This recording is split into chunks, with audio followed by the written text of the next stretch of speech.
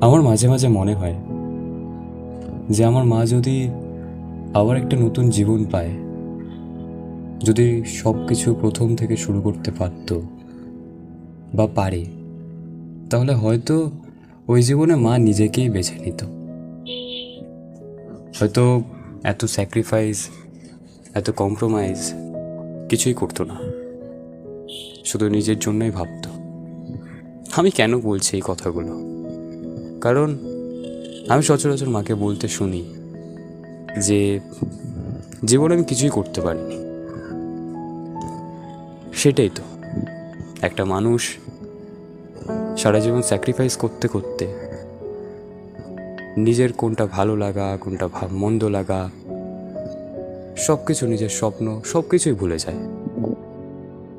আর এটাই স্বাভাবিক। নিজের সবটুকু বিসর্জন দিয়ে দেয় শুধু নিজের পরিবারকে খুশি করবে বলে। আর আমি এই কথাগুলো কেন বলছি? কারণ আমি মাকে এই কথাগুলো কোনোদিন বলতে পারবো না। কারণ আমি মায়ের সাথে প্রায় সময় ঝগড়া করি। আমি মনে করি ওই ঝগড়াটার মধ্যে আসল ভালোবাসা লুকিয়ে আছে।